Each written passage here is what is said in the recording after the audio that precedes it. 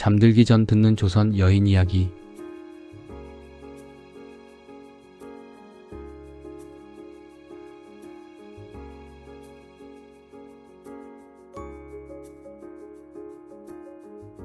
안녕하세요.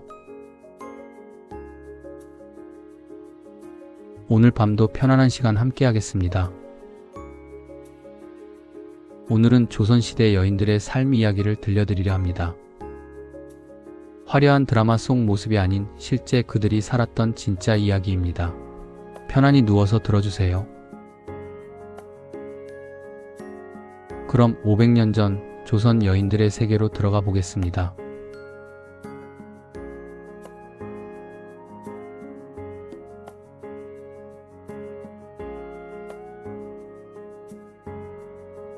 양반 규수는 평생 집 밖을 10번도 못 나갔다.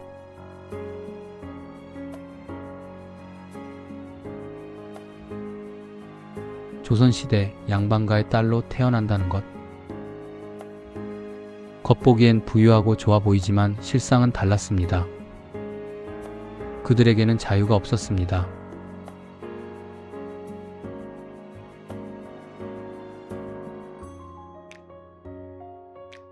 양반집 규수는 태어나서부터 높은 담장 안에 갇혀 살았습니다. 밖에 나가는 것, 그것은 상상할 수도 없는 일이었죠. 7살이 되면 남자 형제와도 같은 방을 쓸 수 없었습니다. 이를 남녀 7세부 동석이라 했죠.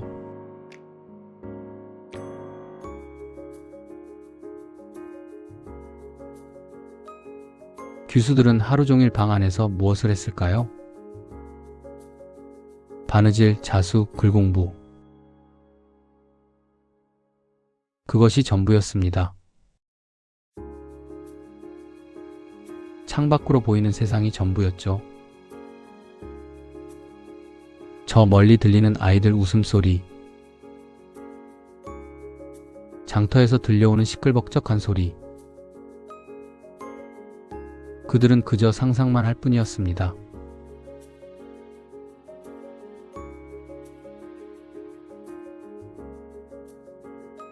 외출은 오직 가마를 타고만 가능했습니다. 그것도 아무 때나 나갈 수 있는 게 아니었죠. 혼례를 치를 때, 친정어머니의 제사가 있을 때, 명절에 친척 집을 방문할 때, 손에 꼽을 정도였습니다.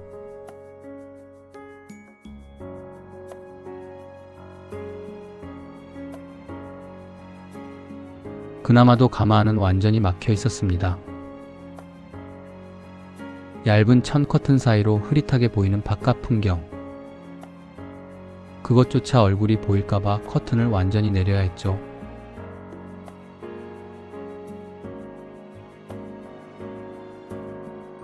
한 양반집 규수의 일기가 전해집니다. 태어나서 지금까지 집 밖을 6번 나가보았다. 혼례 때 1번, 시댁문안 2번, 친정 제사 3번. 다시는 밖을 볼 수 없을 것 같다. 그녀의 나이 35이었습니다.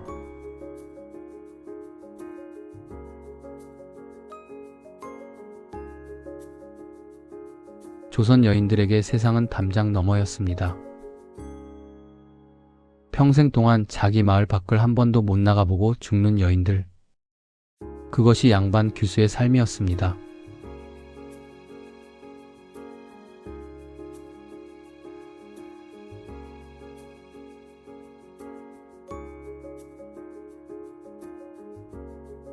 시집가면 친정을 평생 5번도 못 갔다.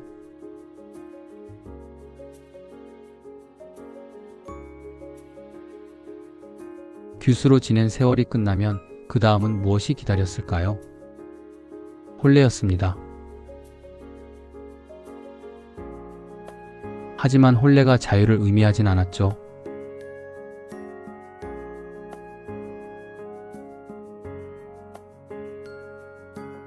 조선시대 여자는 시집가는 날 친정과 작별했습니다.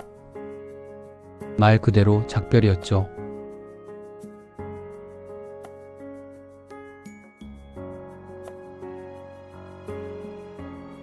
시집간 여자는 친정에 함부로 갈 수 없었습니다. 법으로 정해진 건 아니었지만 관습이 법보다 강했죠.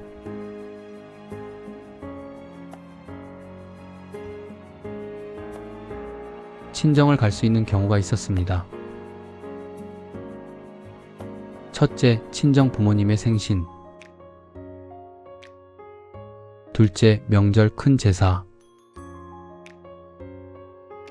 셋째, 부모님의 회가변. 넷째, 부모님이 위독할 때. 다섯째, 부모님의 장례. 그것이 전부였습니다.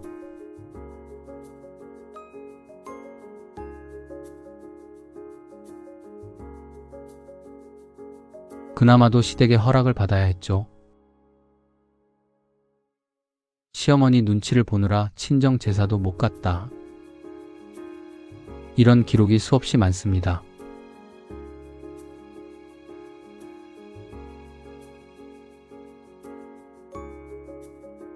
더 가슴 아픈 건 친정에 가도 오래 머물 수 없었다는 겁니다. 하루, 이틀 정도. 그리고 다시 시댁으로 돌아가야 했죠. 시어머니가 불편했기 때문입니다.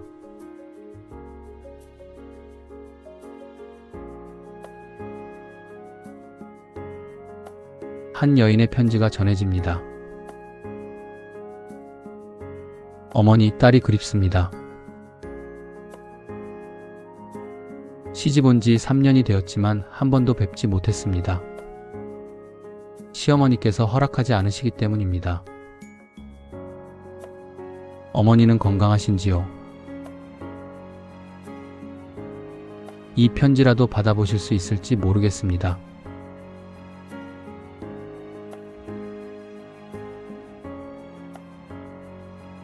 이 여인은 결국 어머니를 다시 보지 못했습니다. 어머니가 돌아가셨다는 소식을 듣고서야 처음으로 친정을 찾았죠. 장례식장에서였습니다.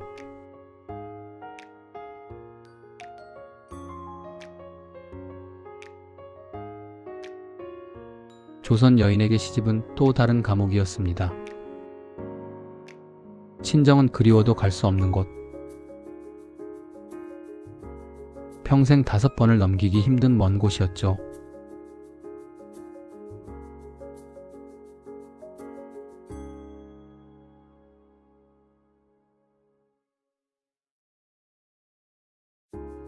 생리하면 7일간 격리됐다.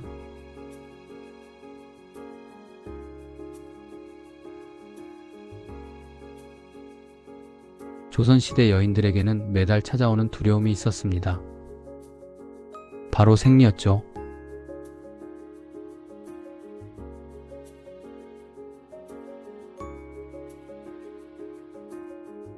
지금은 자연스러운 생리 현상.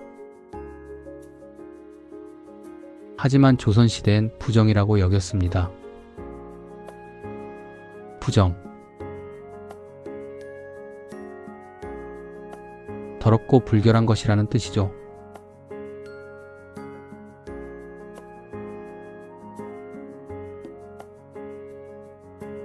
생리가 시작되면 여자는 격리됐습니다. 집안 가장 구석진 방.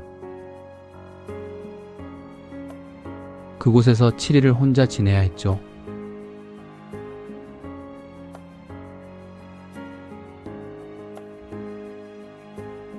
가족과 밥상을 같이 할 수 없었습니다.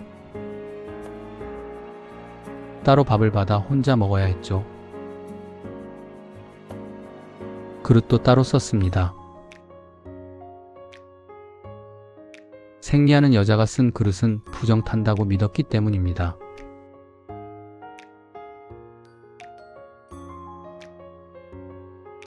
우물에도 가지 못했습니다. 물을 기르러 가면 물이 더러워진다고 했죠. 부엌에도 들어갈 수 없었습니다. 음식이 상한다고 믿었기 때문입니다.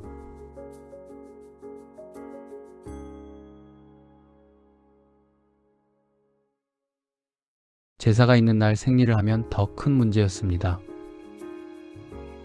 제사상 근처에도 가지 못하게 했죠. 조상님께 불경을 저지르는 거라고 여겼습니다.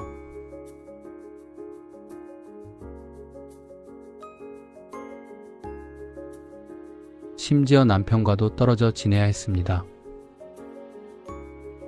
같은 방을 쓸 수 없었죠.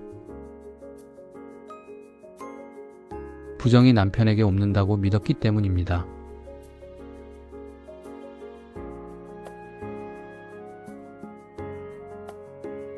생리대도 없었습니다. 헌천을 겹겹이 대고 버텨야 했죠. 씻을 물도 마음대로 쓸 수 없었습니다. 물이 귀했고 또 격리된 상태였으니까요.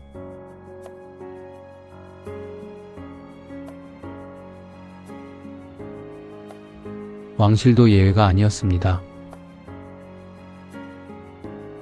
왕비나 후궁도 생리 기간엔 왕을 만날 수 없었죠. 그 기간은 기록으로 남겨졌습니다. 왕께서 후궁을 부르셨으나 달거리 중이라 뵙지 못하였다. 이런 기록이 실록에 수없이 많습니다.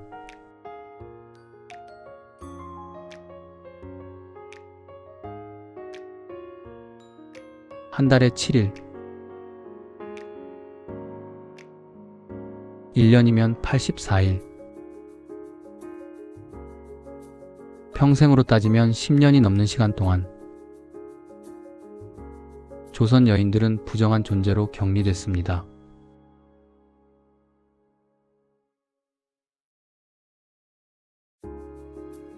자연스러운 생리 현상이 죄가 되는 시대였습니다.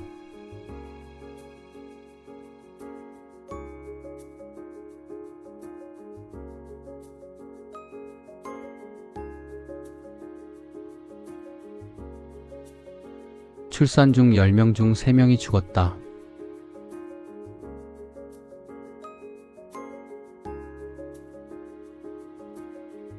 조선시대 여자들이 가장 두려워한 순간이 있었습니다. 바로 출산이었죠.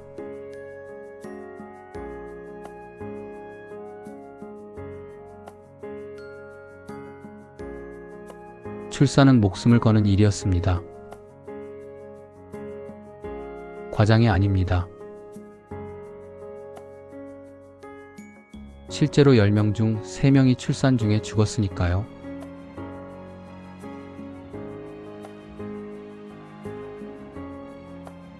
마취도 없었습니다. 수술도 없었습니다. 소독 개념도 없었습니다. 오직 산모의 체력과 의녀의 경험, 그것뿐이었죠.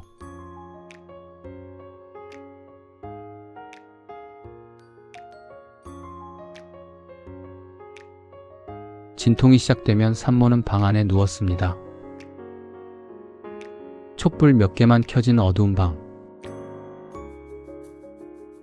의녀가 옆에 앉아 기다렸죠.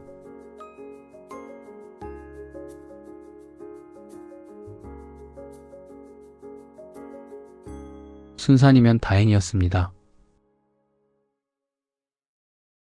하지만 난산이 시작되면 방법이 없었습니다.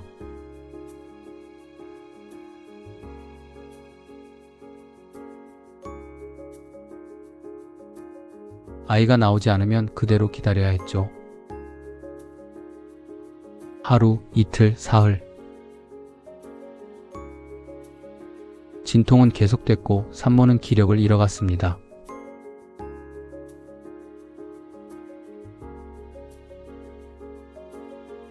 의녀가 할 수 있는 건 기도뿐이었습니다. 가족들도 방 밖에서 기도했죠. 부디 무사히 낳게 해주십시오.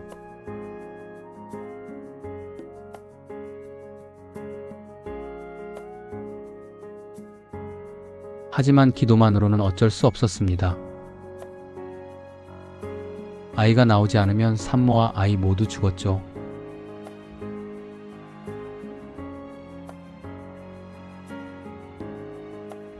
해경궁 홍씨의 기록이 있습니다.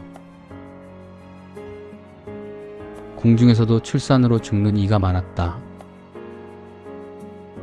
왕자를 낳다가 죽은 후궁도 있었고 공주를 낳다가 죽은 궁녀도 있었다. 왕실조차 이러했으니 백성들은 오죽했겠습니까?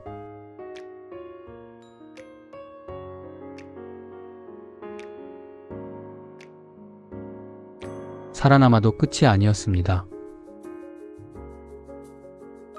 산후조리를 제대로 못하면 평생 고통받았죠.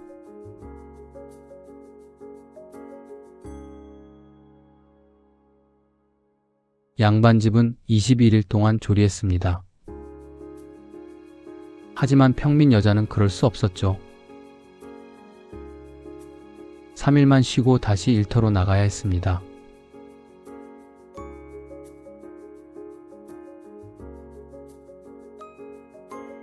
논에 나가 농사를 짓고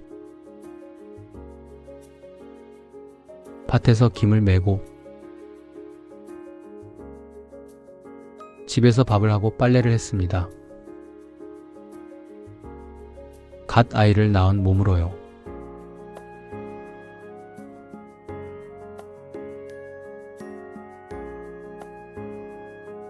그러다 병이 들었습니다.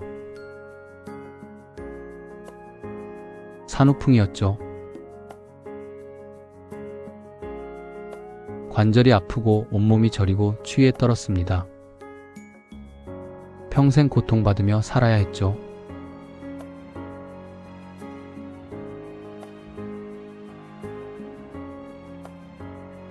조선시대 여자의 묘비를 보면 이런 글귀가 많습니다.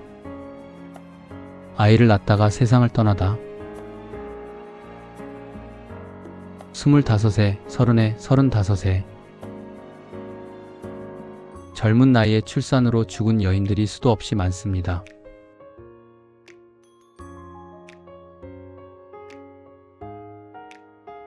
조선 500년 동안 수백만 명의 여인이 이렇게 사라졌습니다. 아이를 낳다가 어머니가 되려다가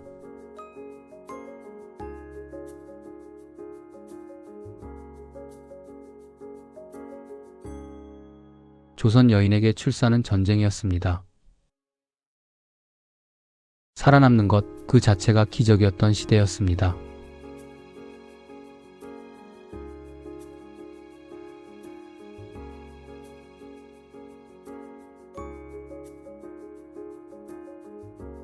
궁녀가 사랑에 빠지면 죽었다.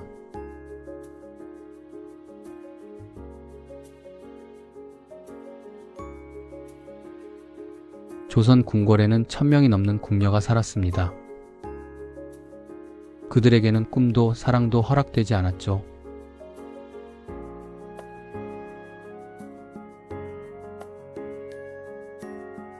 궁녀는 궁에 들어오는 순간 모든 것을 포기해야 했습니다.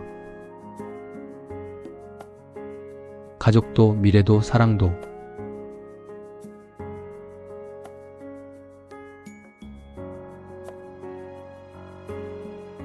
평생 결혼할 수 없었습니다. 연애는 상상조차 할 수 없는 일이었죠. 법으로 금지되어 있었습니다.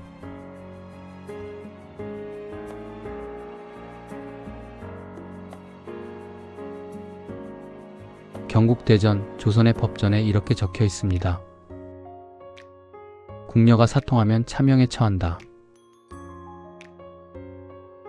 차명. 목을 베는 사형이었습니다.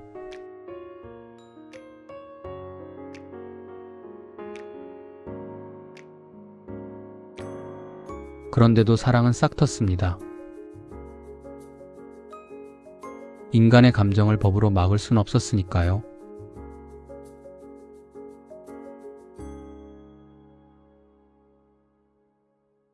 궁녀들 사이에서 비밀 연애가 있었습니다. 주로 내관, 즉 환관과의 관계였죠. 이를 대식이라고 불렀습니다.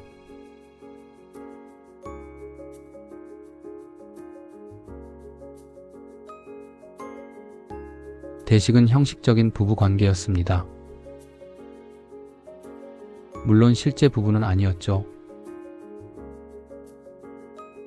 그저 서로 의지하며 사는 관계였습니다. 외로운 궁궐 생활 속에서 유일한 위안이었던 겁니다.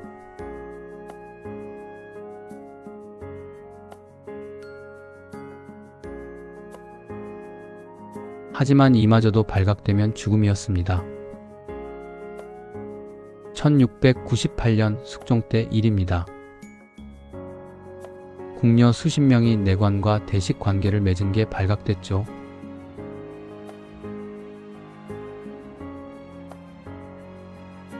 숙종은 분노했습니다. 궁궐의 기강이 무너졌다. 그리고 명령을 내렸습니다.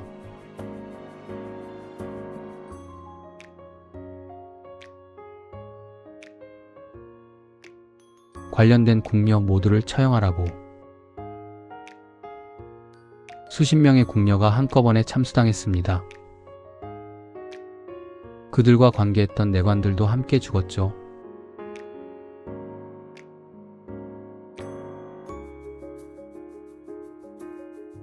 조선 왕조실록은 이렇게 기록합니다. 궁녀들이 사통하다 발각되어 차명에 처해졌다. 궁궐 안이 피로 물들었다.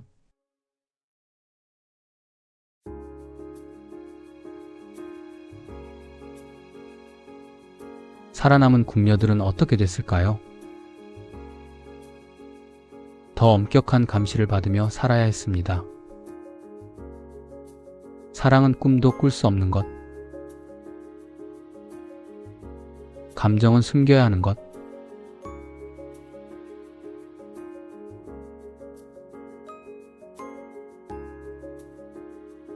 해경궁 홍씨의 한중록에는 이런 구절이 있습니다. 궁녀들은 평생 외롭게 산다. 가족도 없고 사랑하는 사람도 없다. 늙어서 죽을 때까지 혼자다.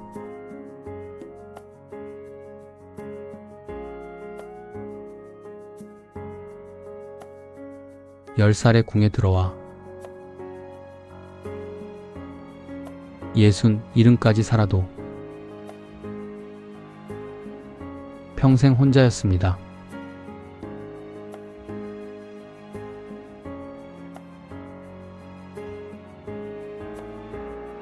사랑했다는 이유로 목숨을 잃은 궁녀들, 사랑을 꿈꾸지도 못하고 늙어간 궁녀들. 조선 궁궐에는 이런 비극이 500년 동안 반복됐습니다.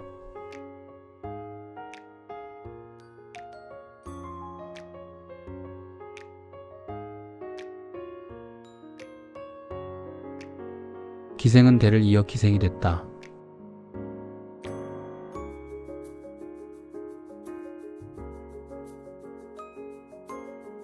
기생. 겉으로는 화려해 보이지만 그들의 삶은 비극이었습니다.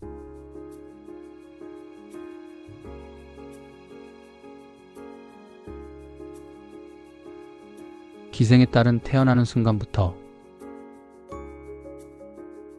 기생이 될 운명이었습니다. 법으로 정해진 세습 제도였죠.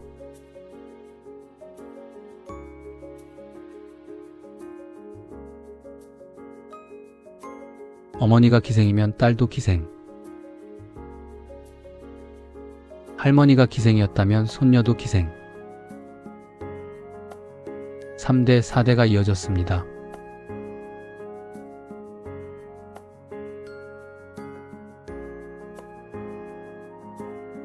어린 소녀는 7살부터 춤과 노래를 배웠습니다. 선택의 여지가 없었죠.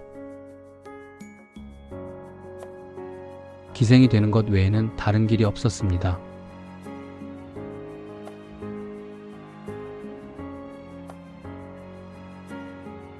열 살이 되면 본격적으로 술자리에 나가기 시작했습니다. 어린아이가 어른들 술판에 끌려갔죠.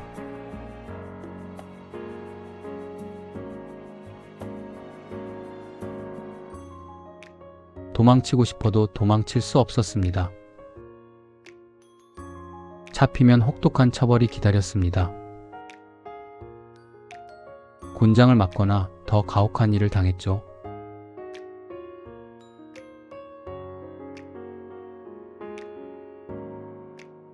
나이가 들어 늙으면 어떻게 됐을까요? 쓸모 없어지면 버려졌습니다. 아무도 돌보지 않았죠. 쓸쓸히 홀로 죽어갔습니다.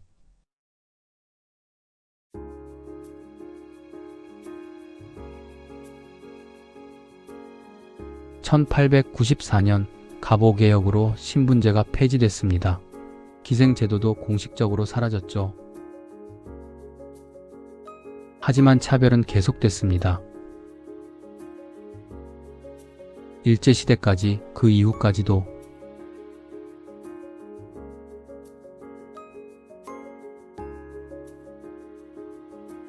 대를 이어 기생으로 살아야 했던 여인들. 벗어날 수 없는 신분의 굴레. 그것이 조선 기생의 삶이었습니다.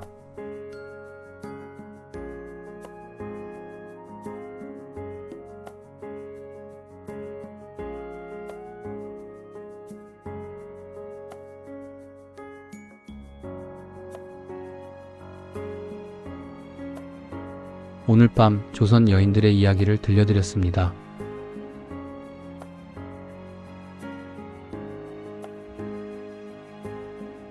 집 밖을 평생 10번도 못 나간 규수, 친정을 5번도 못 간 며느리, 생리할 때마다 격리됐던 여자, 출산으로 목숨을 잃은 어머니, 사랑했다는 이유로 죽은 궁녀, 대를 이어 기생이 된 딸들.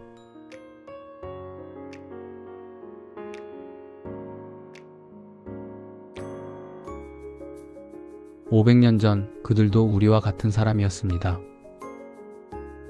꿈꾸고 사랑하고 자유를 원했던 사람들. 하지만 시대가 허락하지 않았죠.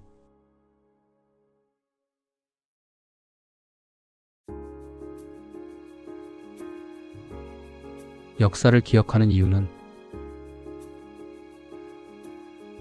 같은 비극을 반복하지 않기 위해서입니다.